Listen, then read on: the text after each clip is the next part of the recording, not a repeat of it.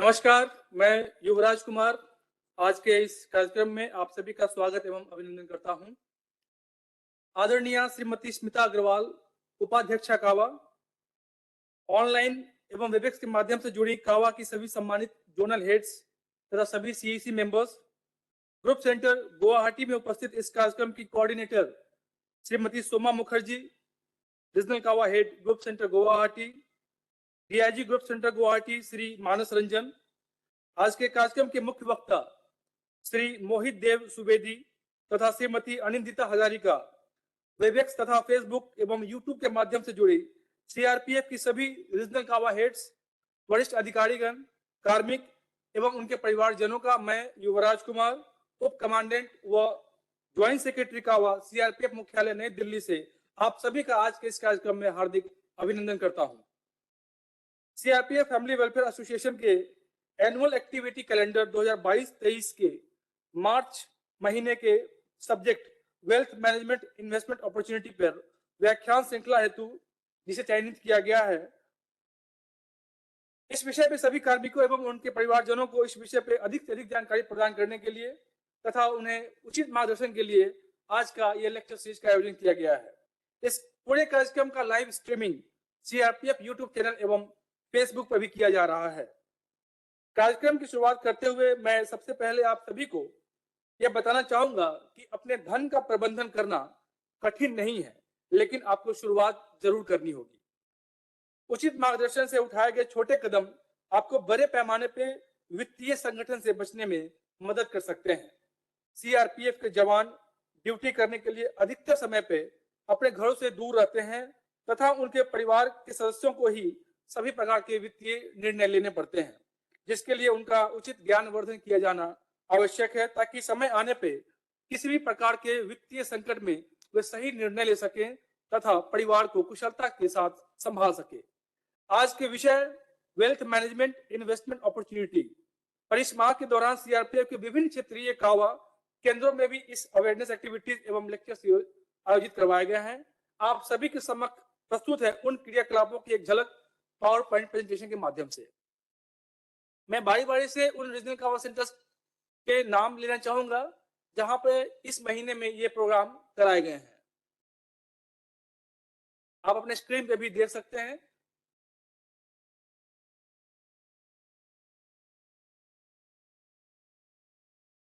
Regional कावा 83 battalion RF Jaipur,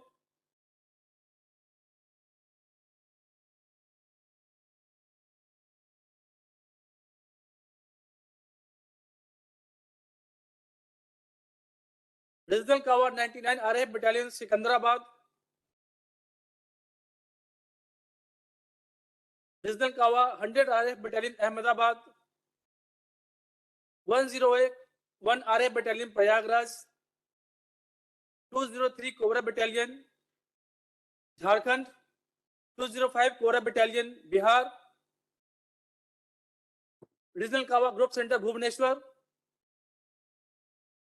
regional Kawa group centre Reddy, regional Kawa group centre greater Noida, regional Kawa group centre Pinjore, regional Kawa group centre Prayagraj, regional Kawa group centre 2 Ajmer, regional Kawa group centre Bengaluru, regional Kawa group centre Muzaffarpur, regional Kawa group centre Siliguri,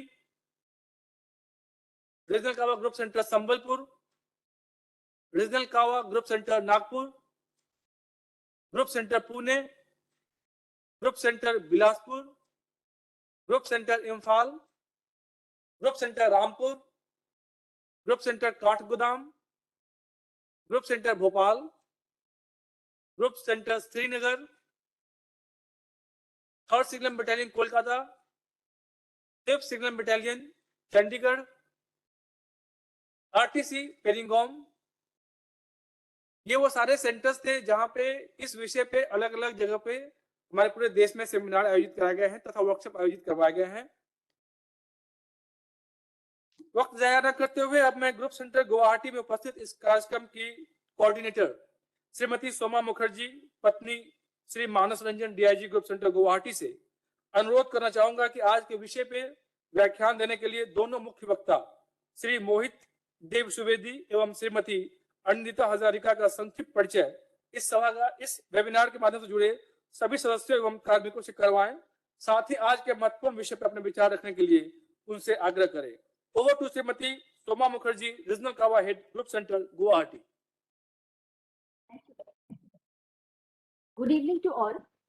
आदरणीय doctor Ajita Thausen, अध्यक्षा कावा, प्रमुख zonal कावा, उपस्थित वरिष्ठ अधिकारीगण, webinar से जुड़े अधिकारीगण, टीईसी मेंबर कावा, कार्मिक एवं समस्त पारिवारिक सदस्यों का मैं श्रीमती सोमा मुखर्जी, पत्नी श्री मानस रंजन, पुलिस उप महानिरीक्षक, ग्रुप केंद्र गुवाहाटी, इस कार्यक्रम की कोऑर्डिनेटर, आप सभी का धन प्रबंधन निवेश अवसर व्याख्यान सह ज्ञान साझा कार्यक्रम में हार्दिक स्वागत एवं अभिनंदन करती हूँ। आज हमारे पास दो वक्ता है।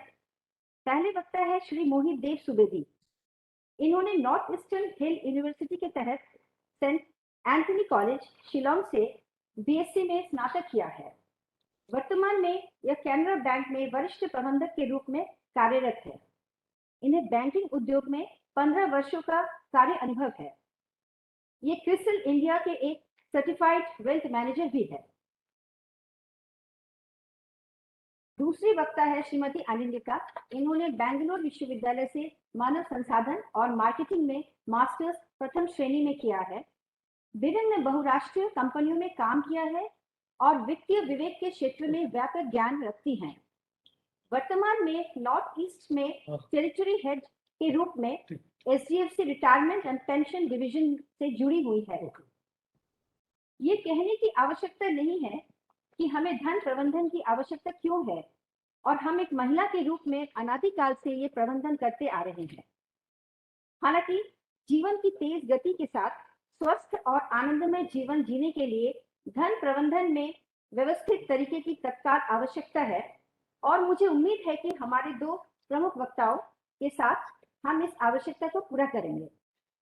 अब उनका ज्यादा समय न लेते हुए मैं हमारे पहले वक्ता श्री मोहित देव सुवेदी को व्याख्यान के लिए बुलाना चाहूंगी एवं उनसे अनुरोध करूंगी कि वे विषय पर अपना व्याख्यान दे तथा उसके बाद श्रीमती अनिंदिता अपने अनुभवों को हमसे साझा करेंगे।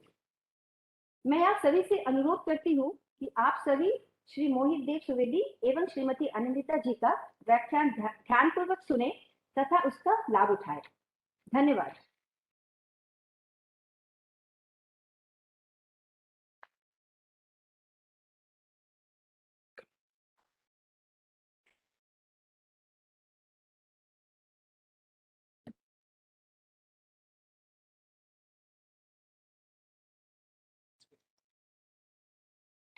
नमस्कार। पहले madam vice president Shrimati Smita Agarwal का हार्दिक धन्यवाद करना चाहूँगा कि और हमारी मैडम सोमा मुखर्जी मैडम का भी हार्दिक धन्यवाद करना चाहूँगा कि मुझे ये मौका दिया। आपने यहाँ में कुछ फाइनेंशियल मैनेजमेंट के बारे में दो शब्द कहने। तो मैं एक प्रेजेंटेशन लाया हूँ। कोशिश करूंगा कि आप फाइनेंशियल मैनेजमेंट के बारे में ये 10-15 मिनट में थोड़ा आपका ज्ञान बढ़ा सकूं। फाइनेंशियल मैनेजमेंट हम लोग सब करते हैं, इसमें कोई दो राय नहीं। लोग सब फाइनेंशियल मैनेजमेंट करते हैं, लेकिन इसमें क्या है, जो हम लोग घर में फाइनेंशियल मैनेजमेंट करते हैं, पर्टिकुलरली हमारी इंडियन लेडीज तो इतना अच्छा मैनेज करते हैं कि इसमें वर्ल्ड में कहीं में का कंपैरिजन नहीं है। लेकिन हम लोग क्या करते हैं, जो फाइनेंशियल मैनेजमेंट हम लोग करते हैं वो जो हमारे जो इन्फ्लेशन है या जो लोग क्या है उसको क्या कहते हैं,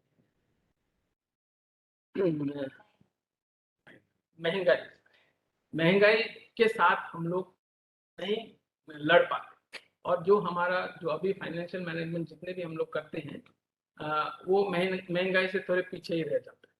तो अभी सिस्टमैटिक फाइनेंशियल मैनेजमेंट जो करते हैं, जैसे हमारे जैसे हम लोग क्या करते हैं कि ये महंगाई के साथ या महंगाई से अधिक मात्रा में जो हम लोग जो भी सेविंग्स करते हैं घर में, उसको ऐसे जगह में इन्वेस्ट करें, ऐसे जगह में रखें कि वो महंगाई से आगे रहे। वो वही है फाइनेंशियल मैनेजमेंट जो पहले से हम लोग करते हैं, लेकिन उसको थोड़ा सिस्टमैटिक वे से जब करते हैं तो हम लोग फाइनेंशियल प्लानिंग कहते हैं।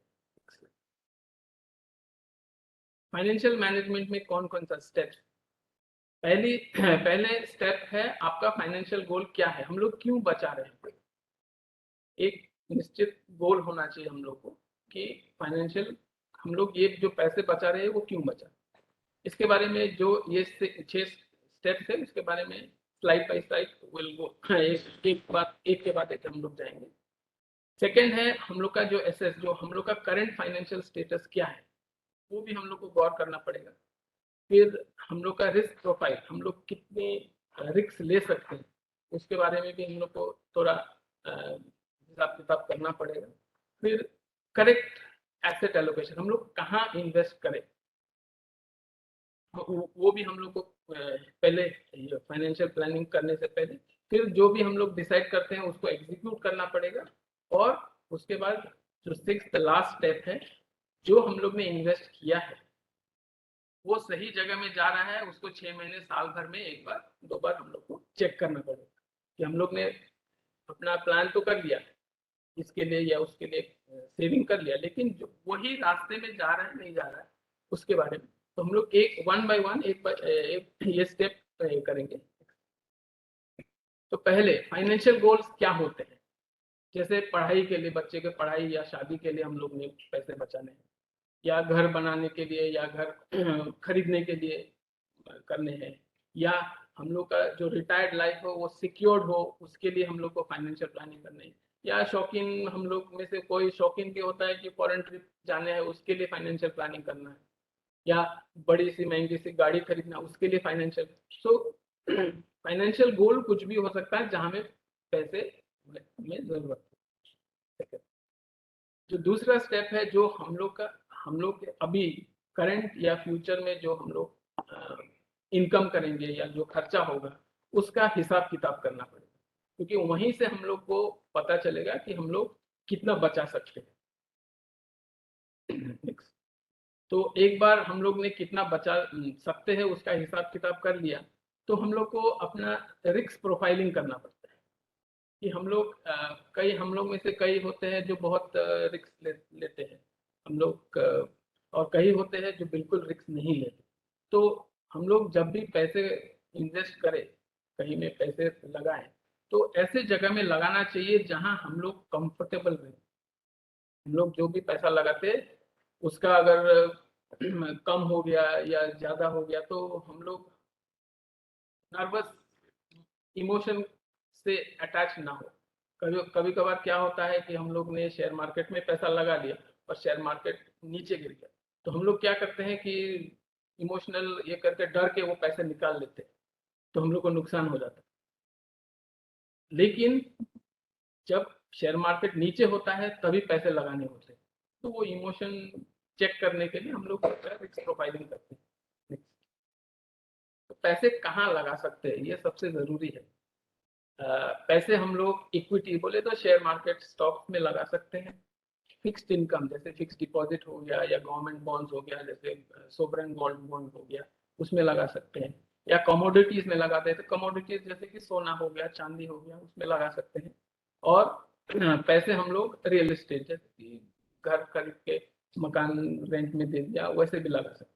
अभी ये सारे जितने भी ये 4 तरीके के इन्वेस्टमेंट है इसमें अपना अपना रिस्क होता है।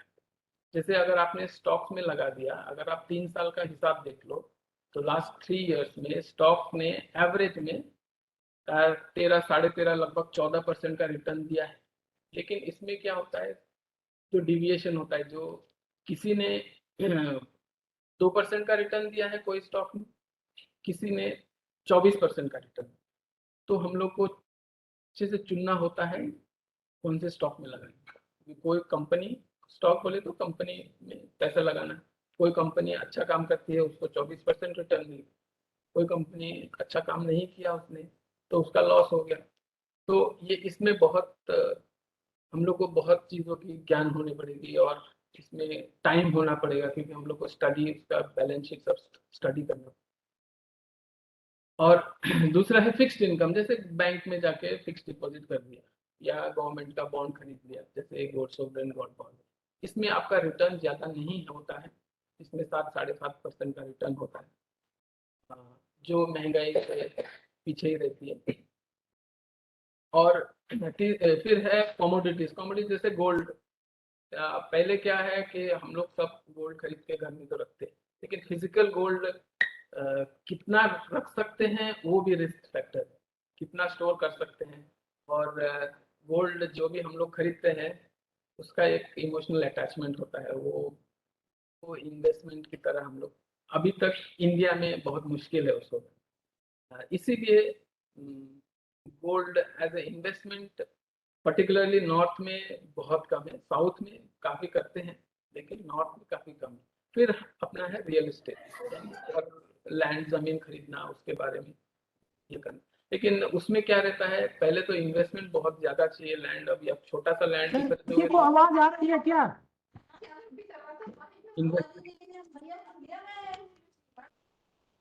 इन्वेस्टमेंट बहुत ज़्यादा होता है और इसमें खरीदने में और बेचने में बहुत कागज पर इसका करना पड़ता है, जो मुश्किल होता है। लेकिन इसमें आप सब में आप देख सकते हो, इक्विटीज हो गया, फिक्स इनकम हो गया, कमोडिटीज, इसमें सब में एक कॉमन चीज है म्यूचुअल फंड्स। म्यूचुअल फंड ये सब में करता है, सब में इन्वेस्ट करता है। और जो REITs रिट्स लिखा है ये भी एक तरीके का म्यूचुअल फंड ही है, जो इन्वेस्ट करता है, जो हम लोग को बहुत सारा हिसाब किताब जो करना पड़ता है स्टॉक के बारे में, तो उसको वो बैलेंस कर देता है। क्योंकि म्यूचुअल फंड में क्या होता है, वहां में एक्सपर्ट बैठे रहते हैं जो आपका इन्वेस्टमेंट कर देते हैं, हम लोग को बस पैसे लगा। तो वो है। नेक्स्ट है एग्जीक्यूट द प्लान, मतलब आप जो भी आप हिसाब कर दिया कि अभी ठीक है मुझे फिक्स्ड इनकम में लगाना है, तो उसका एप्लीकेशन फॉर्म भरना, KYC करना, नॉमिनी देना, तो वो जाके सबमिट करना।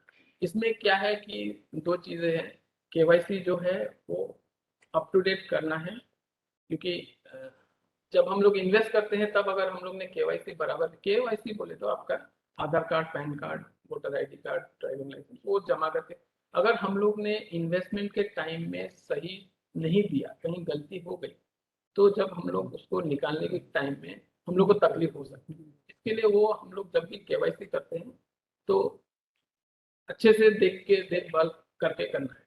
और अभी क्या है, सभी गवर्नमेंट जो भी इन्वेस्टमेंट होता है उसमें नॉमिनी बराबर कर, मतलब कंपलसरी कर दिया है, क्योंकि नॉमिनी नहीं होने के कारण बहुत मुश्किल होती है। तो हम लोग ने सब एप्लीकेशन, KYC, नॉमिनी सब करके जमा कर दिया, वो हम लोग का एग्जीक्यूट हो गया प्लान। उसके बाद हम लोग रिव्यू करते हैं, रिव्यू एंड रीबैलेंसिंग। उसमें क्या होता है, अपने हिसाब से 6 महीने या साल भर बाद में हम लोग वही जो इन्वेस्टमेंट किया उसको फिर देखते हैं कि जो हम लोग का प्लान है, जैसे अभी बच्चे का एजुकेशन के लिए अगर दिया है तो हम लोग ने 1 साल 2 साल बाद उसको देखना है कि हम लोग के हिसाब से जितना पैसा होना चाहिए वो नहीं हुआ, नहीं हुआ, हुआ है बढ़िया है, अगर नहीं हुआ है तो क्यों नहीं हुआ, तो कहीं जहाँ हम लोग ने इन्वेस्टमेंट किया था वो सही नहीं है, तो उसको फिर से सही जगह में लेके आना है, रीबैलेंसिंग करना है। तो हम लोग जो कॉमन मिस्टेक्स करते हैं इन्वेस्टमेंट के दौरान, वो है, एक पहले जो कॉमन मिस्टेक है कि जैसे मुझे एक गाड़ी खरीदनी है, 10 लाख की गाड़ी है, तो अभी मेरे पास 10 लाख नहीं है, तो मैं सोच रहा हूँ कि 2-3 साल के बाद खरीदूंगा। तो मैं हिसाब करता हूँ कि ठीक है, 10 लाख 2-3 साल के बाद मैं अगर जमा करने के लिए कितना, मुझे महीने में 5-5 हज़ार जमा करना।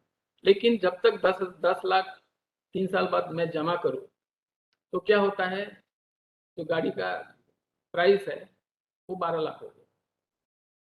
तो वो हिसाब किताब हम लोग नहीं करते जनरली जब हम लोग इन्वेस्टमेंट करते हैं। तो जब इन्वेस्टमेंट प्लानर के साथ जाओगे तो वो हिसाब करके दे। तो दूसरी बात है डिले, जैसे आपका डिले इन, जैसे क्या है कि ठीक है बच्चे के लिए पढ़ाई है 10 साल बाद चाहिए, ठीक है अगले साल से करते, वो हम लोग डिले करते हैं।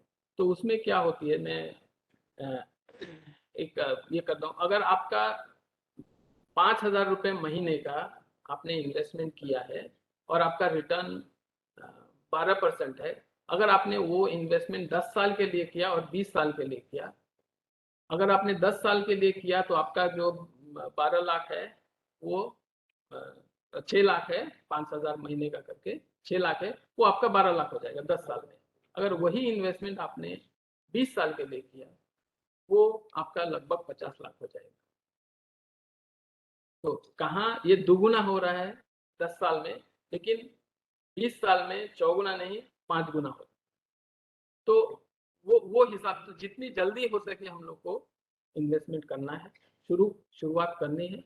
और तीसरा है प्रॉपर एसेट एलोकेशन नहीं करना। मतलब आपने क्या किया कि जैसे एक एग्जांपल देता हूँ, अगर कोई बच्चा मतलब अभी अभी नौकरी ज्वाइन किया है, 20-25 साल का है, तो वो इन्वेस्टमेंट करता है, ठीक है मेरा रिटायरमेंट के लिए मैं फिक्स डिपॉजिट में डालता हूँ, तो उसका रिटर्न जो होगा इतना बढ़िया नहीं होगा। लेकिन वही चीज अगर वो जैसे म्यूचुअल फंड में डालते हैं तो आप उसका रिटर्न जितना फिक्स डिपॉजिट दे रहा है उसके 5 गुना हो। और ये अभी क्या है, जब भी आप इन्वेस्टमेंट प्लानिंग करते हैं हम लोग, तो हर आदमी को एक ही, जैसे कोई भी बीमारी होती है, बुखार होता है, सबको एक दवाई नहीं होती, अलग आदमी को अलग अलग उसका एज, स्टेट ऑफ हेल्थ, कैसा कैसा कंडीशन है, वो हिसाब से अलग अलग आदमी को अलग अलग दवाई देते हैं। वैसे ही फाइनेंशियल प्लानिंग भी सबको, अगर अभी मैं एक चीज बोलूँ तो सबको अगर वही चीज लागू नहीं होती, वो अलग अलग। Next slide. ये बहुत इंटरेस्टिंग चीज है, ये सबको आपको ध्यान से देखना पड़ेगा। इसमें पहला है आपका जो करंट एक्सपेंस। अगर आप आज 25,000 रुपये महीना खर्चा करके जो लाइफस्टाइल अभी आप जी रहे हो, 25,000 रुपये महीना करके, वही चीज अगर साल भर का 3 लाख हो गया, फिर इन्फ्लेशन गवर्नमेंट के रेट से आपका 6% है, तो रिटायरमेंट आप 20 साल के बाद करोगे, तो उसमें क्या होता है, जो आपका खर्चा 20 साल के बाद यही इन्वेस्टमेंट, मतलब यही लाइफस्टाइल मेंटेन करने के लिए आपको 80,250 रुपये खर्चा करना पड़ेगा। यानी आपका साल भर का लगभग 9.5-10 लाख रुपए खर्चा करना है वही लाइफस्टाइल मेंटेन करने के लिए जो आप अभी 3 लाख में कर रहे हो। तो ये 80,000 रुपये महीने अगर आप कमाने के लिए, अगर उस टाइम तो अब 20 साल के बाद जब आप रिटायर होगे तो काम तो नहीं कर पाओगे या मुश्किल होगी, तो आपको बैंक में पैसे रखने पड़ेंगे। तो 80,000 रुपये महीने आपको बैंक से इंटरेस्ट मिलने के लिए आपको 160 लाख, मतलब 1,60,00,000 रुपए बैंक में रखने पड़ेंगे, तो बैंक आपको 80,000 रुपये। तो आपका जो टोटल कॉर्पस है रिटायरमेंट का वो 160 होना चाहिए। तो ये जानने के बाद में नेक्स्ट स्लाइड। इसीलिए रिटायरमेंट प्लानिंग इज बहुत वेरी इंपॉर्टेंट। इसके बारे में हमारे अनिंद मैडम ज़्यादा बताएंगे क्योंकि उनका ये एक्सपर्टीज है। और फाइनेंशियल प्लानिंग में retirement planning is very important, क्योंकि हम लोग अपने बच्चे के ऊपर भार नहीं होना चाहते, बोझ नहीं होना चाहते, और हम लोग का भी एक डिग्निटी होना चाहिए। जब हम लोग जिंदगी भर काम किए हैं तो जब रिटायरमेंट के बाद भी एक गर्व के साथ रहना है। इसके लिए retirement planning is very important. Without retirement planning के बिना फाइनेंशियल प्लानिंग नहीं। नेक्स्ट। ऐसे ही इम्पोर्टेंट है, अभी हम लोग तो बहुत कुछ प्लान करते हैं,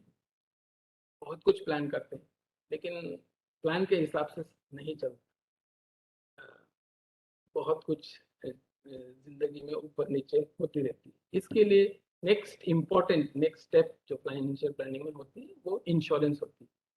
इंश्योरेंस, लाइफ इज अनसर्टन, मतलब कुछ भी हो सकता है। आज अभी मैं यहाँ बात कर रहा हूँ, घर जाते जाते क्या हो जाए किसी को मालूम। तो उसका कवर करने के लिए, उसको कवर करने के लिए, ताकि हम लोग के जो नियर एंड डियर वन है जो हमारे है उनको तकलीफ ना हो, उसके लिए इंश्योरेंस करना भी बहुत जरूरी है। अभी इंश्योरेंस तरीके के इंश्योरेंस होते हैं। टर्म प्लान होता है, एंडाउमेंट प्लान होता है। एंडाउमेंट में एंडाउमेंट इंश्योरेंस प्लान होता है, जॉइंट एंडाउमेंट प्लान होता है, मनी बैक प्लान होता है, education endowment, marriage endowment, whole life plan, अलग अलग प्लान होते हैं, जिसमें आपको किसी में कोई और बेनिफिट मिलता है, कोई दूसरे में कोई दूसरा बेनिफिट मिलता है। ऐसे यूनिट लिंक प्लान होता है जिसमें आपका जो पैसा है वो कहीं इन्वेस्ट करके फिर ज़्यादा आपको रिटर्न मिलता है। ये हो गया आपका लाइफ इंश्योरेंस। फिर दूसरा इंपॉर्टेंट इंश्योरेंस है पर्सनल लाइफ। जो लाइफ इंश्योरेंस है वो जीवन के बाद का प्लान है, लेकिन जो पर्सनल लाइफ है वो जीवन के साथ। तो इसके लिए इसमें क्या होता है, मेडिकल इंश्योरेंस होता है, हेल्थ इंश्योरेंस होता है, एक्सीडेंट एंड डिसेबिलिटी इंश्योरेंस होता है, क्रिटिकल इलनेस इंश्योरेंस होता है। तो इसमें क्या होता है कि हेल्थ का कुछ प्रॉब्लम आ गया तो वो जो भी है फाइनेंशियल हेल्प आपको देगा जो कंपनी है। फिर एक्सीडेंटली अगर कुछ एक्सीडेंट हो गया या डिसेबिलिटी हो गया, उसमें भी आपका कंपनी आपको मदद करेगी फाइनेंशियली। और क्रिटिकल इलनेस में कुछ क्रिटिकल इलनेस हो गया तो उसमें भी। और जनरल इंश्योरेंस में आपका मोटर व्हीकल इंश्योरेंस है, ये तो कंपलसरी है, बिना इसके तो आपको चालान लग जाएगा, वो तो कंपलसरी है। फिर ये दूसरी बात है जो हम लोग बहुत कम करते हैं, जो होम ओनर्स इंश्योरेंस, जो हम लोग घर बनाते हैं, इतनी मेहनत करके घर बनाते हैं, उसका इंश्योरेंस। इंडिया में होम इंश्योरेंस बहुत कम। हम लोग जब बैंक से लोन लेते हैं तभी जबरदस्ती करते हैं, अगर हम लोग खुद बनाए तो कोई नहीं करता। लेकिन इसका इम्पोर्टेंस क्या है, इसमें ज़्यादा, इसका प्राइस भी ज़्यादा नहीं है। आप अगर 15-20 हज़ार दे दो तो 20-30 साल का इंश्योरेंस हो जाता है, 50 लाख का। तो इसमें ज़्यादा ये नहीं है। तो आप 20 हज़ार जो दे रहे हो उससे आप एक सिक्योरिटी खरीद रहे हो। जैसे आप हम लोग हेलमेट पहनते हैं एक्सीडेंट के लिए नहीं, एक्सीडेंट हो गया तो थोड़ा सेफ्टी हो जाएगा। तो इंश्योरेंस भी वैसे ही है। फिर फायर इंश्योरेंस है, बर्गलर इंश्योरेंस है, अदर इंश्योरेंस है।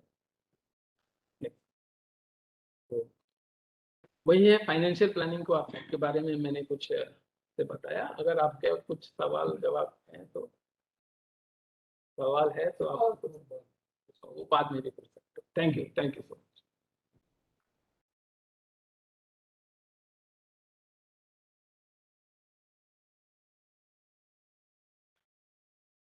धन्यवाद Mohit ji. Madam thank you. Shobha Mukherjee ma'am और सुनीता अग्रवाल मैम हमारे साथ जुड़े रहने के लिए। जैसे कि मोहित जी ने बताया, आज अभी मोहित जी ने बहुत डिटेल्स में बताया कि वेल्थ मैनेजमेंट होता क्या है, उसकी जरूरत क्या है और क्यों हम उसको इतना ज्यादा महत्व नहीं देते हैं, महत्व देने की क्या जरूरत है। बहुत अगर सरल भाव से समझते जाए तो हम लोग हर एक दिन फाइनेंशियल प्लानिंग करते हैं, जो फाइनेंशियल सेक्टर में जिसको बोलते हैं फाइनेंशियल प्लानिंग। और बहुत सामान्य भाषा में समझ में जाए कि आज अगर मेरे हाथ पे इतना पैसा है, महीने के अगर 20 दिन बाकी है तो मैं उसमें से घर का खर्चा, ये बच्चों के ऊपर खर्चा, अब खुद के ऊपर खर्चा है कि जो भी हो वो मैं कैसे प्लानिंग करूँगी, उसको सामान्य रूप से फाइनेंशियल प्लानिंग कहते हैं। कैश मैनेजमेंट जिसको, कितना पैसा है इसमें से सारे खर्चे में कैसे मैनेज करूँ। और वेल्थ मैनेजमेंट क्या होता है, वेल्थ मैनेजमेंट होता है कि जो पैसे हैं जो मैंने बचाए हैं उसको मैं कितने अच्छे तरीके से बचाऊं और उसको कैसे मैं बढ़ाऊं। ठीक है। ठीक। तो वेल्थ मैनेजमेंट में क्या होता है, पहले 4 स्टेजेस होते हैं जब कोई एक नौकरी करना शुरू करता है। अब पहले होता है कि उसको फाइनेंशियल स्टेबिलिटी मिलती है कि हाँ अभी से मुझे महीने के पैसे, चाहे वो नौकरी हो या फिर बिजनेस हो। उसके बाद आती है सिक्योरिटी, जो मेरे पास पैसे हैं मैं सिक्योर हूँ, और इसके बाद मुझे चिंता करनी। थर्ड स्टेज जो आता है, जो हम सब उसी स्टेज को सोच के बड़े होते हैं, ये फाइनेंशियल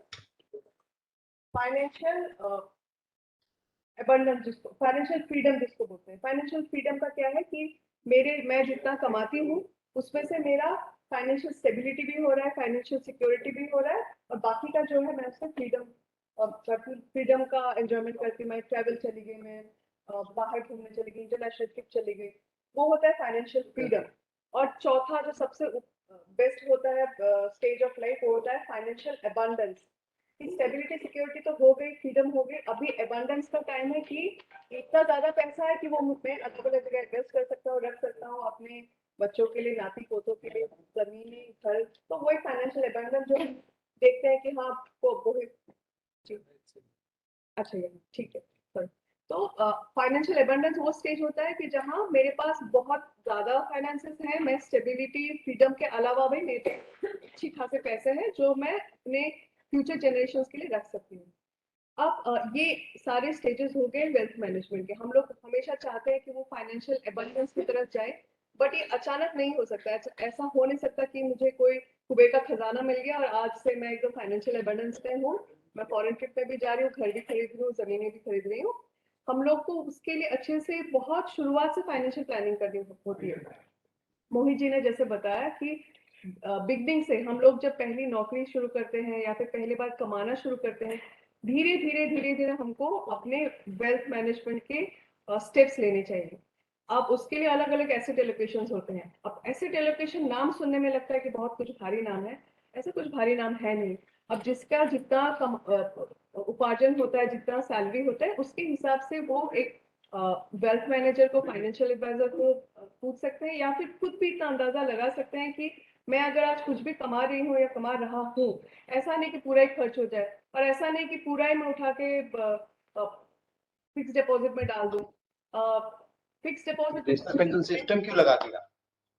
फिक्स डिपॉजिट पे जब हम डालते हैं तो उस पे अच्छा है, ये है कि नेशनल पेंशन सिस्टम के लिए नहीं बोला था। रिटर्न आता है, बट वो पैसा ठीक से बढ़ेगा नहीं।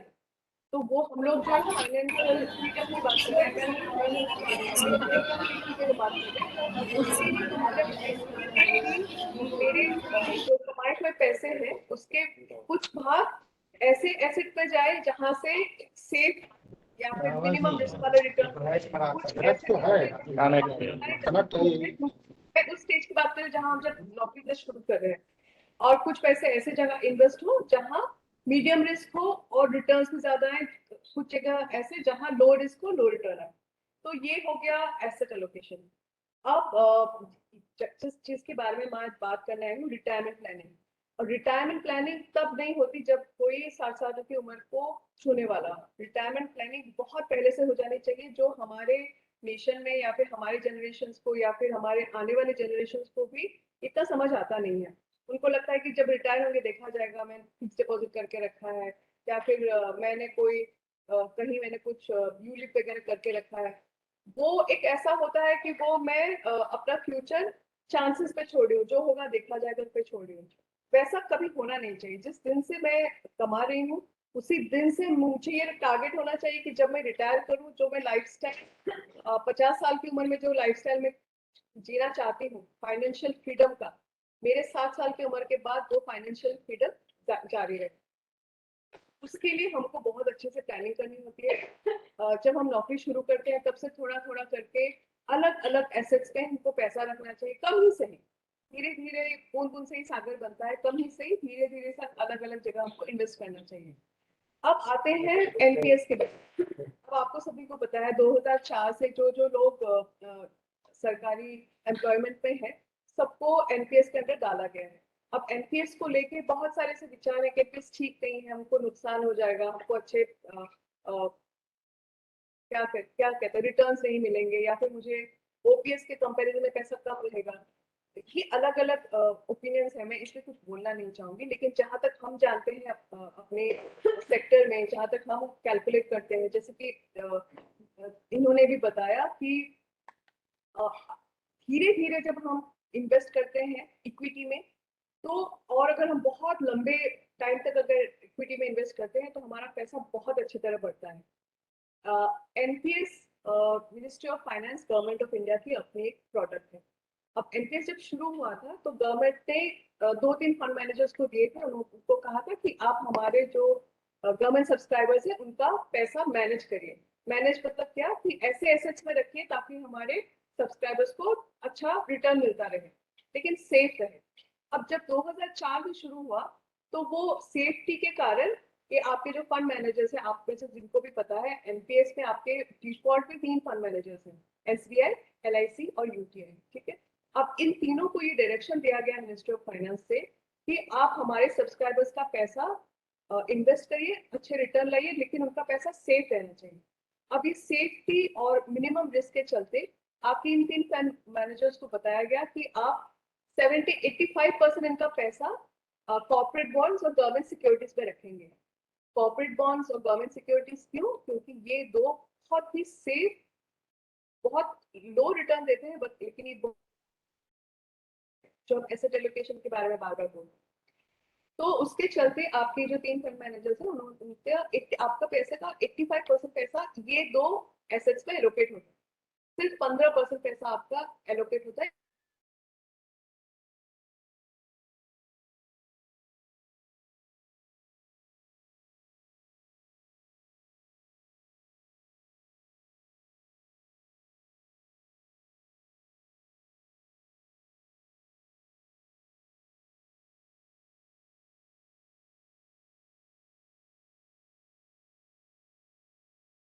ये हम कह सकते हैं सिस्टमैटिक इन्वेस्टमेंट होता है। हर एक महीने आपके बेसिक सैलरी का कट के गवर्नमेंट 14% देती है, आपके सैलरी से 10% कटता है, तो 24% का पैसा हर महीने आपके एनपीएस अकाउंट में जा रहा है। अब ये पैसा जिस दिन से आप नौकरी शुरू करते हैं उस दिन से शुरू होकर जब तक आप रिटायर नहीं होते हर महीने जाता रहेगा। जैसे ही आपका प्रमोशन होगा या फिर इंक्रीमेंट होगा, जैसे ही आपका बेसिक सैलरी इंक्रीज होगा, फिर वही 24% उसका कट के आपके एनपीएस अकाउंट में जमा होगा। अब जब 2004 से चलता रहा, जो फाइनेंशियल एनालिस्ट है या फिर एक्सपर्ट है, उन्होंने ये देखा कि जो नॉन गवर्नमेंट सेक्टर के जो लोग हैं, अभी 2014 से ही हुआ कि कोई भी इंडियन सिटीजन, चाहे वो एनआरआई हो या फिर कोई बिजनेसमैन हो, वो भी अपना एनपीएस अकाउंट खोल सकता है। गवर्नमेंट ने इसलिए ये शुरू किया क्योंकि गवर्नमेंट चाहती है कि हर इंडियन सिटीजन अपना फाइनेंशियल रिटायरमेंट प्लानिंग करे। ऐसा तो है नहीं कि कोई बिजनेसमैन है तो 7 साल के बाद उसको पैसे की जरूरत नहीं पड़ती, तो या फिर कोई हमारे जैसे लोग, हम लोग प्राइवेट सेक्टर में 60 साल के बाद हमको भी फाइनेंशियल फ्रीडम या अबंडेंस की जरूरत होती है। अबंडेंस तो ठीक है, फ्रीडम की तो जरूरत होती ही है, और कोई नहीं चाहता कि हम फिर वापस जाके अपने बच्चों को बोले कि तुमको बड़ा बड़ा क्या पढ़ाया तो हमको भी देखो, वैसी जिंदगी कोई नहीं चाहता। तो उसके लिए फिर ये फाइनेंशियल एनालिस्ट ने बोला कि जो एनपीएस का है एसआईपी मोड में या फिर सिस्टमैटिक इन्वेस्टमेंट मोड में जो पैसा हर महीने जमा हो रहा है वो लेकिन ठीक से बढ़ नहीं रहा है। क्यों ठीक से नहीं बढ़ रहा है? क्योंकि एसेट एलोकेशन गवर्नमेंट सिक्योरिटीज और कॉर्पोरेट बॉन्ड्स में हो रही है। अब सेफ है, पैसा बहुत सेफ है, लेकिन रिटर्न्स 8 से 9% के ऊपर जा ही नहीं रही। बट जो ऑल इंडिया सिटीजन मॉडल में जो एनपीएस है, वहां बाकी लोग अपना एसेट एलोकेशन कर सकते हैं, और वहां क्या होता है कि जब भी कोई एनपीएस अकाउंट खोलता है वो ज्यादातर अपना पैसा इक्विटी में डाल रहा है। क्यों? क्योंकि वो बहुत साल तक एनपीएस में पैसा रखेगा। अब कोई अगर 30 साल की उम्र का भी है तो भी वो अगले 30 साल एनपीएस में पैसा रखने वाला है, क्योंकि 7 साल उम्र तक वो एनपीएस बंद नहीं कर सकता। और वो अगर 30 साल एनपीएस में एसआईपी मोड में 5,000 भी रखता हो तो भी उनको रिटर्न 12-14% का मिल रहा था, चाहे मार्केट कितना भी डाउन हो आपको। लेकिन वो रुपी कॉस्ट एवरेज करके एक चीज है जिसमें लॉन्ग टर्म में वो रिस्क मिनिमलाइज हो जाता है। ठीक है, और अच्छा अगर आपका फंड मैनेजर है वो आपका पैसा अच्छे से बढ़ाएगा, 30% नहीं, 24% नहीं, लेकिन मिनिमम 12-14% रिटर्न तो आएगा। वही कंपैरिजन जब एनपीएस के गवर्नमेंट सब्सक्राइबर्स का किया गया और ऑल इंडिया सिटीजन मॉडल का किया गया, तो वहां देखा गया कि ऑल इंडिया सिटीजन मॉडल के एनपीएस सब्सक्राइबर्स को 12-14% मिनिमम रिटर्न मिल रहा था, बट यहाँ डिफॉल्ट स्कीम में 8-9% से ज्यादा आ नहीं रहा था। फिर फाइनली गवर्नमेंट को पिटिशन दिया गया, बहुत डिस्कशंस हुए, और 2019 में मिनिस्ट्री ऑफ फाइनेंस ने फाइनली बोला कि ठीक है, हमारे गवर्नमेंट सब्सक्राइबर्स को 2019 में सब्सक्राइबर्स के लिए शुरू किया गया कि आप अपना खुद का फंड मैनेजर चेंज कर सकते हैं और अपना एसेट एलोकेशन चेंज कर सकते हैं अपने हिसाब से। अब ये डायरेक्टिव दिया गया पीएफआरडीए की तरफ से, मिनिस्ट्री ऑफ फाइनेंस की तरफ से। बट ये है क्या? ये स्लाइड मैं एक बार दिखाना चाहती हूँ। नहीं, आप स्किप कर दीजिए, मैंने जो था वो मैंने फॉरवर्ड कर दिया और बात करूँ। हाँ, नहीं उसका अच्छा ठीक है, ये आगे वाले पर पाई चार्ट कर। हाँ बस, अब यहाँ जो स्लाइड दिख रहा है, यहाँ आप देखेंगे कि आपका डिफॉल्ट स्कीम का इन्वेस्टमेंट है, एसेट एलोकेशन है। 85% पैसा आपके जो सैलरी से डिडक्ट हो रहा है और जो गवर्नमेंट दे रहा है वो इन्वेस्ट हो रहा है गवर्नमेंट सिक्योरिटीज पे और इक्विटी में सिर्फ 15% पैसा इन्वेस्ट हो रहा है। आगे नहीं, हाँ। अब यहाँ एक आपको अलग अलग एसेट्स का इंपॉर्टेंस समझाया जा रहा है और दो भाग है, एक है शॉर्ट टर्म और एक है लॉन्ग टर्म। पहला है इक्विटी। इक्विटी में अगर कोई शॉर्ट टर्म में पैसा लगता है तो उस पर बहुत रिस्क है। रिस्क है क्यों? क्योंकि कभी भी मार्केट अप होता है, डाउन होता है। कोई अगर 2 साल 3 साल 5 साल के लिए रख रहा है तो इक्विटी में ज्यादा पैसा इन्वेस्ट करना सेफ नहीं होता। अगर इक्विटी लॉन्ग टर्म में कोई रखता है तो मॉडरेट रिस्क है, क्योंकि जितना लंबा कोई इक्विटी में रखता है उसका रिस्क उतना ही कम होते जाता है और इसमें हाई रिटर्न है। नीचे एक एवरेज दिया गया है 12 से 13%, ये मिनिमम एवरेज है 12 to 13%। ठीक है, अब नीचे का जो है वो दूसरा एसेट है कॉर्पोरेट बॉन्ड और गवर्नमेंट सिक्योरिटीज, जहां अभी आज के दिन डिफॉल्ट स्कीम में जो आपका पैसा वहां इन्वेस्ट हो रहा है, वहां शॉर्ट टर्म की बात मैं नहीं करूंगी क्योंकि एनपीएस तो लॉन्ग टर्म ही है। वहां अगर आप देखें तो मॉडरेट रिस्क है और रिटर्न आपका 7% 8% तक जाता है। गवर्नमेंट सिक्योरिटीज में भी आपका लो रिस्क है लेकिन रिटर्न जा रहा है 6 to 7%। Next slide. तो ये मैंने इसलिए एक्सप्लेन किया क्योंकि गवर्नमेंट ने ये चेंज क्यों लाया 2019 में। गवर्नमेंट ने ये क्यों कहा कि गवर्नमेंट सब्सक्राइबर या फिर गवर्नमेंट एम्प्लॉय अपना एनपीएस का एसेट एलोकेशन चेंज कर सकता है, सिर्फ इसी कारण ताकि गवर्नमेंट एम्प्लॉयज के एनपीएस का रिटर्न 7 8 या 9% से ऊपर जाके एटलीस्ट 12% तक भी आए तो भी वो इन्फ्लेशन अच्छी तरह बीट कर सकते हैं। अच्छा, अभी इन्फ्लेशन पे आते हैं। गवर्नमेंट के डेटा के हिसाब से हमारा इन्फ्लेशन रेट होता है 6.6%, लेकिन अगर हम एक्चुअली देखने जाए हमारे लग्जरी में नहीं बताऊंगी, लेकिन मान लीजिए बच्चों के साथ घूमने जाना, पिक्चर देखने जाना या फिर सालाना जो एक हॉलीडे करना, वो सब अगर हम पकड़े तो इन्फ्लेशन रेट 6.6% नहीं, वो 8 to 9% का इन्फ्लेशन रेट होता है। इन्फ्लेशन रेट हम कैसे बीट कर सकते हैं? इन्फ्लेशन रेट हमारा तभी बीट होगा जब जो हमारे इन्वेस्ट किए हुए पैसे मिनिमम 2% इन्फ्लेशन से ज्यादा है। अगर इन्फ्लेशन रेट 9% है तो अगर आपका इन्वेस्टेड पैसा 11 से 12% अगर आपका रिटर्न दे रहा है, तब जाके 10 साल या 20 साल के बाद आपके पास जो राशि होगी वो उस टाइम के इन्फ्लेशन को बीट कर पाएगी। इसको मैं और थोड़े से विस्तार के साथ एक्सप्लेन करूंगी। अच्छा, अभी यहाँ एक कंपैरिजन दिखाया गया है। 2000 में हम लोग जब पिक्चर देखने जाते थे तो हमारा खर्चा होता था 30 रुपये। 2022 या फिर इसी साल का भी अगर ले लें, अगर हमें कोई मिनिमम लेवल के हॉल में भी अगर हम चले जाते हैं पिक्चर देखने तो हमारे टिकट का दाम होता है 200 रुपया। 2042 या 2040 तक अगर हम पहुंचे तो 6% या 9% के इन्फ्लेशन रेट पे टिकट का दाम हो जाएगा 1000 रुपये।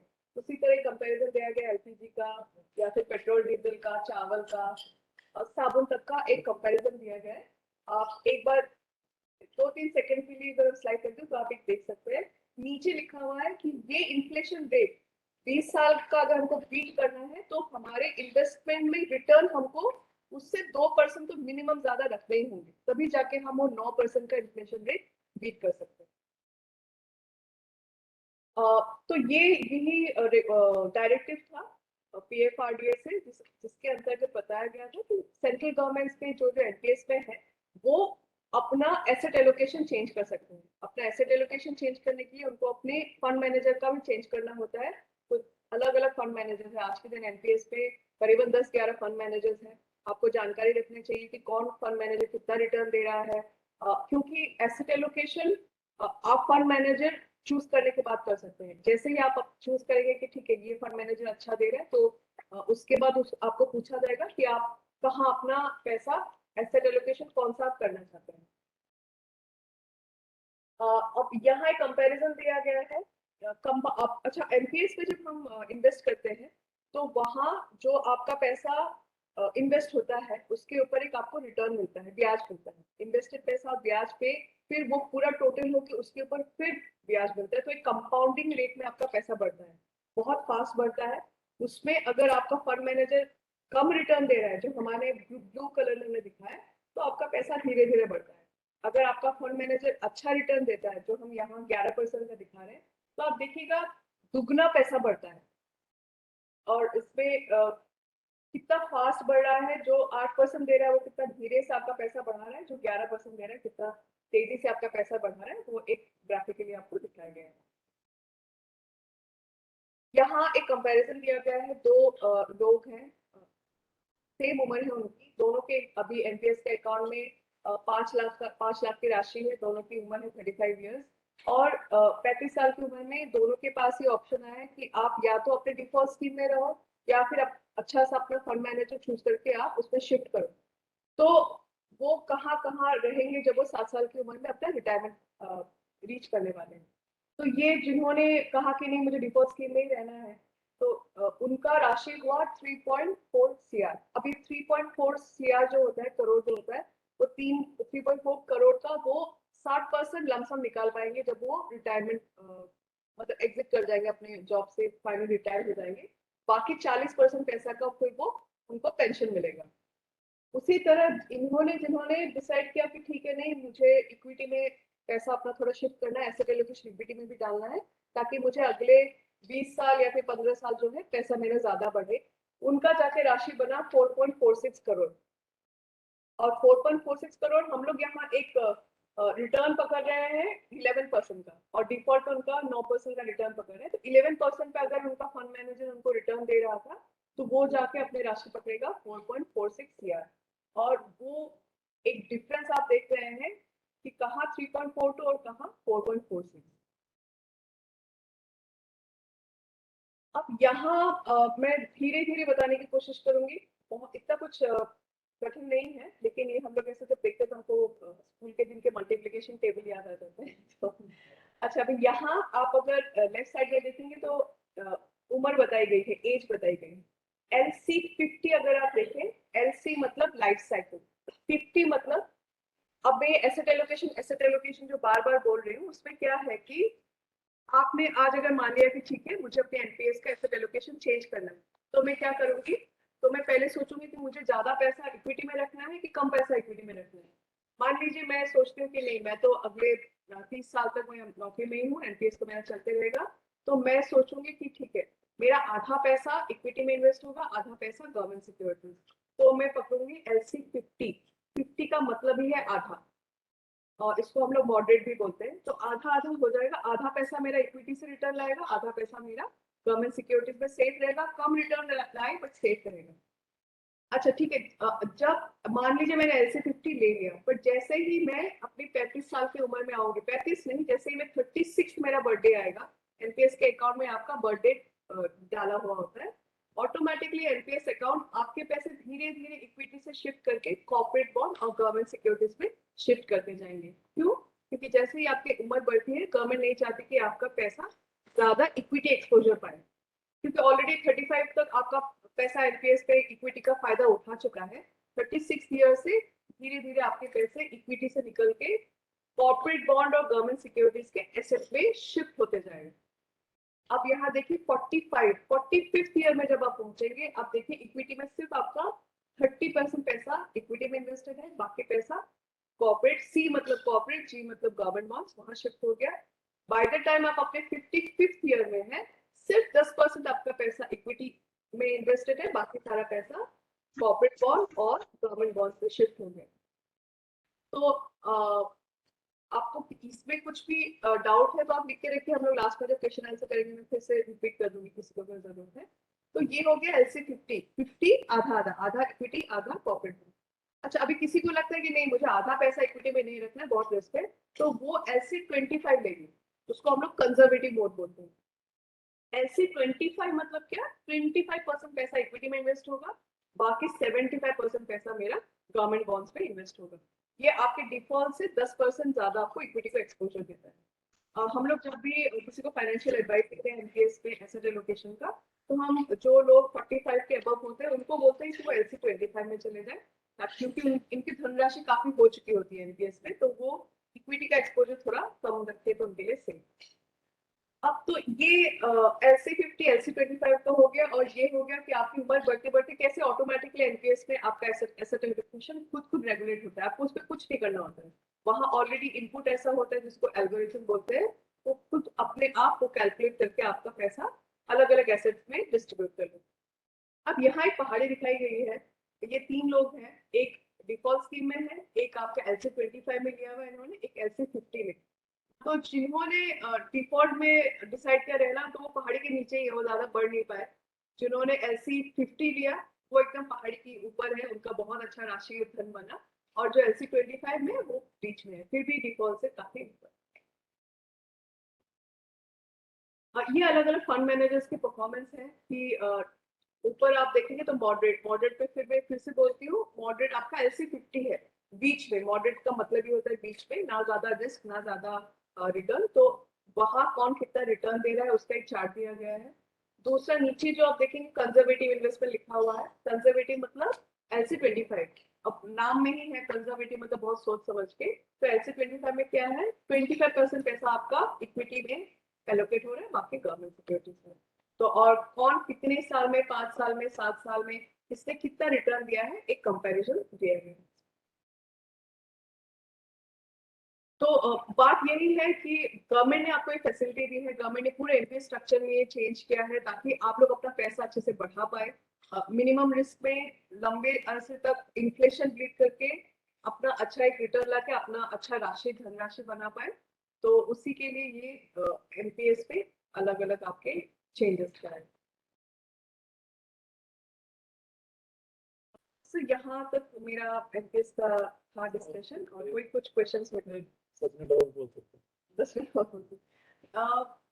मिनट को सिर्फ मैं अपने जो एक्सपीरियंस के हिसाब से मैं बोलती हूँ। हम लोग अलग अलग जगह हम लोग जब देते हैं ऐसे अवेयरनेस सेशन, तो हमारे पास एक क्वेश्चन आता है कि मैडम ये एनपीएस को बहुत नुकसान करने वाला है, हमको ओपीएस पर अच्छा हो सकता था। बिल्कुल, ओपीएस भी गवर्नमेंट का ही एक स्कीम था, गवर्नमेंट ने ही सोच के अपने सब्सक्राइबर्स के लिए शुरू किया था। दोनों के अपने अपनी विशेषताएं हैं।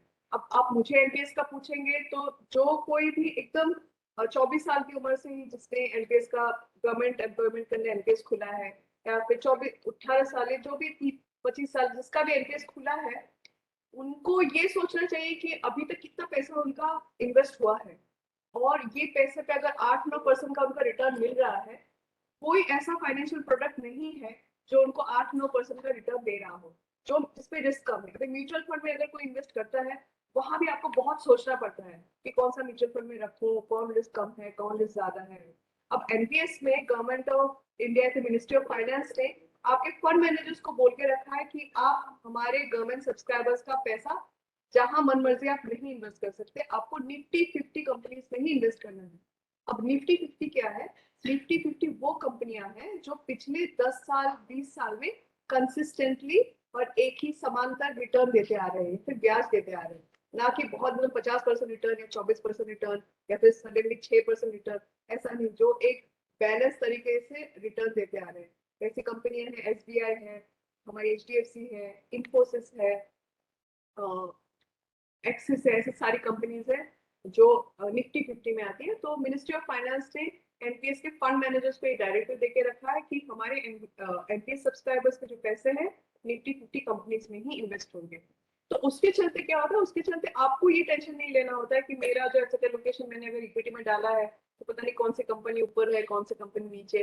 वो टेंशन आपका है ही नहीं। वो पीएफआरडीए ने फंड मैनेजर्स को स्ट्रिक्टली लिख के रखा है कि आपको ये कुछ कंपनियां हैं, इनमें ही इनका पैसा इन्वेस्ट करना है ताकि मेरे सब्सक्राइबर्स के पैसे कभी भी रिस्क में ना रहे। कोई मुझे पूछते हैं कि अगर मैडम एकदम पूरा मार्केट अगर पूरा डाउन ही हो गया, खत्म ही हो गया, तो हमारे तो पैसे सारे चले जाएंगे। अगर कभी ऐसा दिन आए कि मार्केट पूरा खत्म ही हो गया, तो फिर ऐसा सिचुएशन हुआ ना कभी करे तो इंडिया का इकोनॉमी हो जाएगा। क्यों हिल जाएगा? गवर्नमेंट मिनिस्ट्री ऑफ फाइनेंस की अपनी प्रोडक्ट है। और ऐसा कभी अगर दिन आए कि जितने फंड मैनेजर है वो सारे हमारे 3 साल या 4 साल में, तो भयंकर हमारी इंडियन इकोनॉमी में प्रॉब्लम है तभी।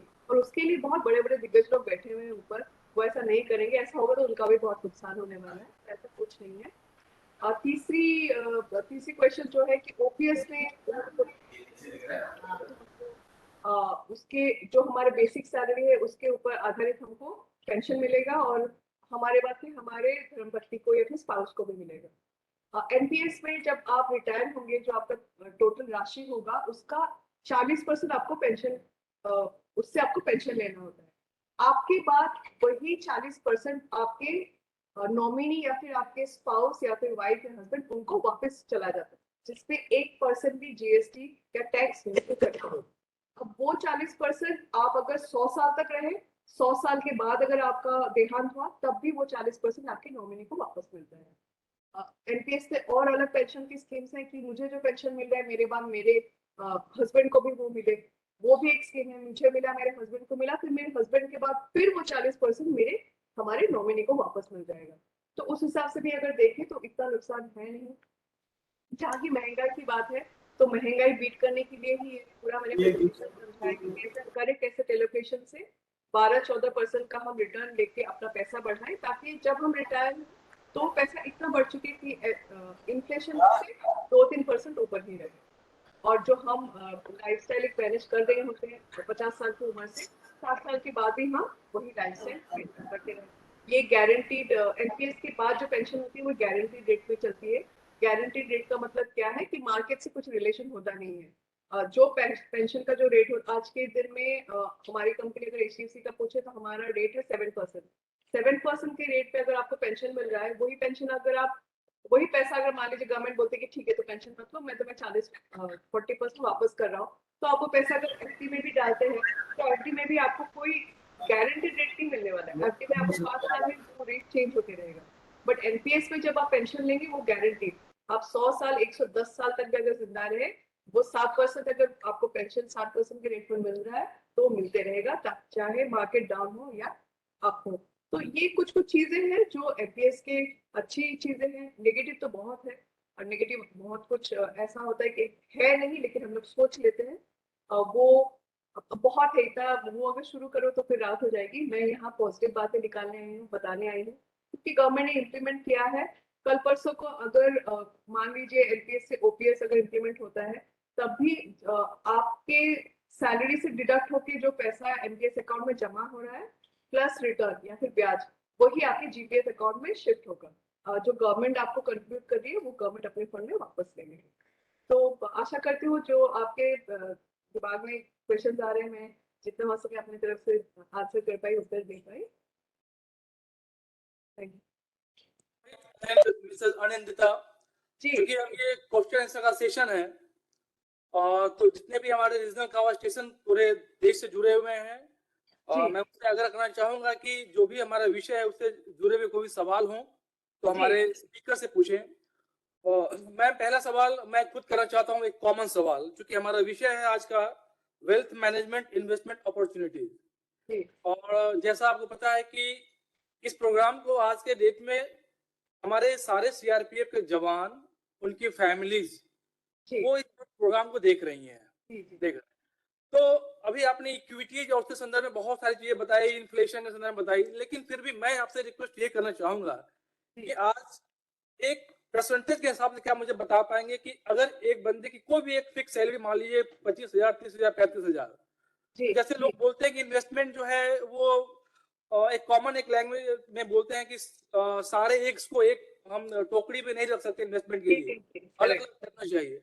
तो आप बता सकते हैं क्या कि अगर मेरी सैलरी सपोज एक्स है या 50,000 एक जनरल सैलरी है, तो इस 50,000 की सैलरी को हम परसेंट वाइज अगर इन्वेस्टमेंट के रूप में करना चाहें तो वो क्या क्या फील्ड है जहां मैं अपने इस वेल्थ को एक अपॉर्चुनिटी के रूप में इन्वेस्ट करना चाहूं तो कर सकूं? जस्ट एक लेमन लैंग्वेज में समझना चाह रहा हूं।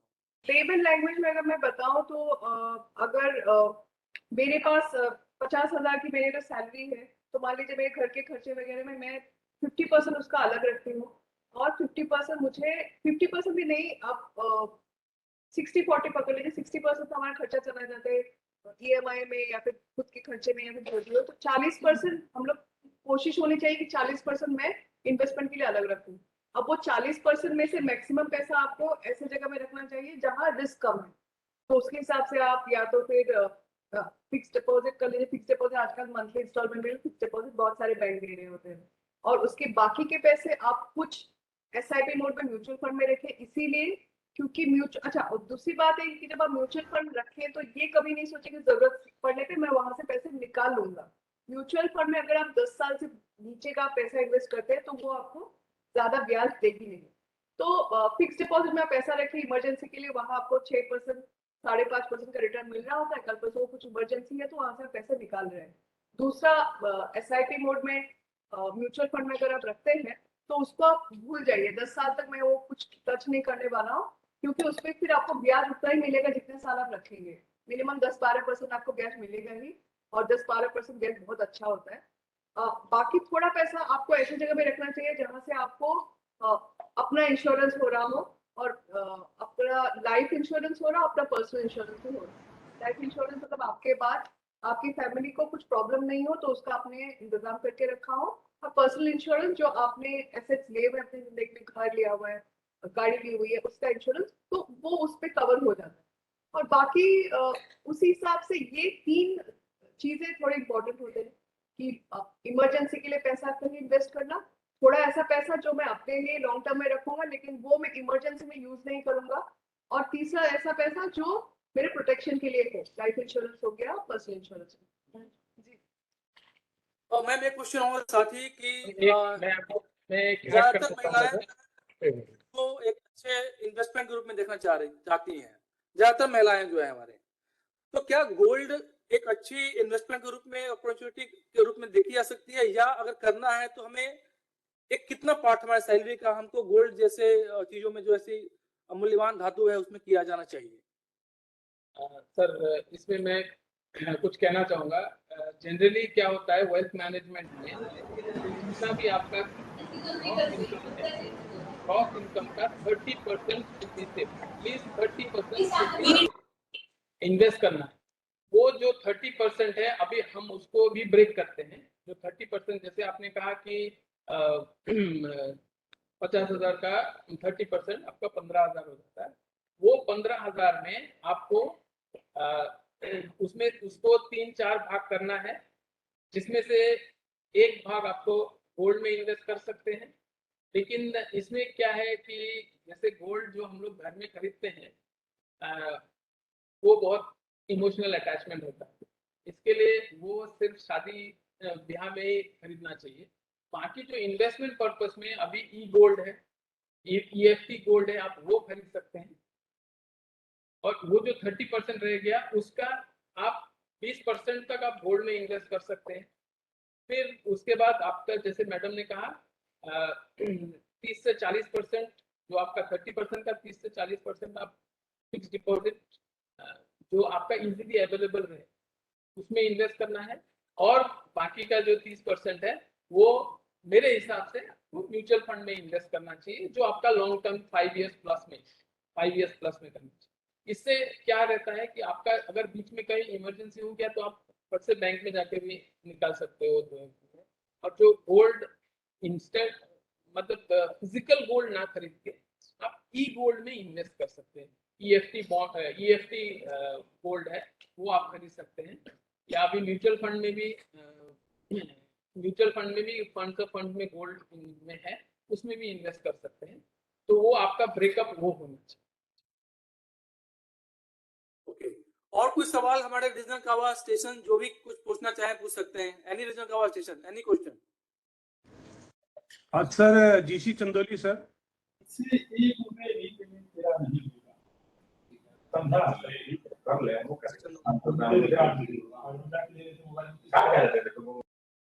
सर GC चंदोली से। ये GC चंदोली पूछिए। अच्छा सर, आजकल ये नया ट्रेंड शुरू हो रहा है, ये जो क्रिप्टो करेंसी में इन्वेस्टमेंट, ये कैसा रहेगा? ये क्या लाभकारी है या नहीं है सर?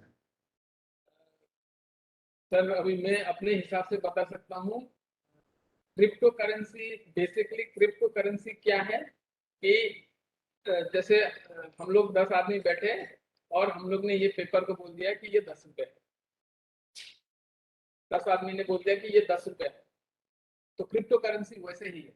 अगर 10 में से 2 आदमी ने बोल दिया कि नहीं मुझे अभी विश्वास नहीं है, तो वो उसका वैल्यू नहीं रहेगा मेरे हिसाब से। अभी इसमें अभी क्या है, 10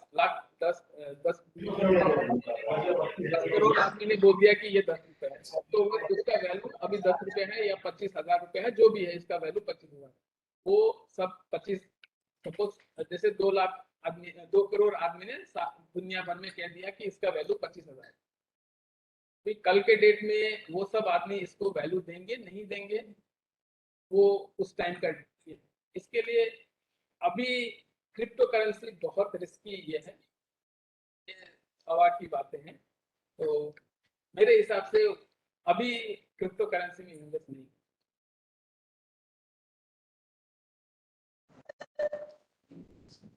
नमस्ते सर, चंद्र का छवि बोल रही हूँ अगरतला से, दूसरी अगरतला से। और कोई जितने कहो यस अगरतला दूसरी अगरतला सर अभी HDFC में अगर यूनिट इंश्योरेंस पॉलिसी करना चाहूँ तो मुझे रिटर्न क्या मिलेगा? जिससे अगरतला आपकी आवाज क्लियर नहीं है, एक बार फिर से कोशिश करें आप। HDFC में मैं अगर यूनिट करना चाहती हूँ तो मुझे रिटर्न में क्या मिल सकता है? HDFC रिटर्न करो। HDFC से कौन सा जिससे अगरतला HDFC से मैं यूनिट लिंक इंश्योरेंस पॉलिसी कराऊंगी तो मुझे रिटर्न में क्या मिल सकता है सर? कितना मिल सकता है?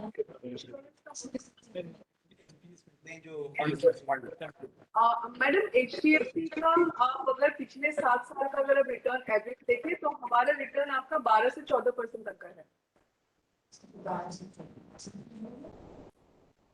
पिछले 7 साल का एवरेज। 25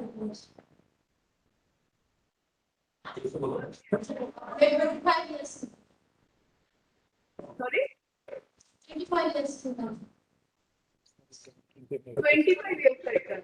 25 years का रिटर्न मैम अभी हम लोग एवरेज जब बोलते हैं ना उसी चीज से बोलते हैं कि अगर मैं हमारा HDFC के 7 साल में एवरेज अगर अभी पिछले 7 साल कितने सारे मार्केट अप डाउन हुए हैं और बिल्कुल 2019 में आपका रिसेशन हो गया था, उसके पहले भी हुआ था। तो मेरे बोलने का प्राइस ये है कि अगर 7 साल में इतने सारे मार्केट ब्रेकडाउन में भी अगर हम 12-14% तो अगले 25 साल में SIP मोड में HDFC के अंदर रहा तो 18% तक का बनता है, लेकिन वो मैं दिक्कत आपको नहीं दे सकती। लेकिन ये एक हम असेसमेंट करते हैं इतना अगर इस फंड में इतना अच्छा एलोकेट कर रहे हैं तो 25 साल में काफी अच्छा रहेगा।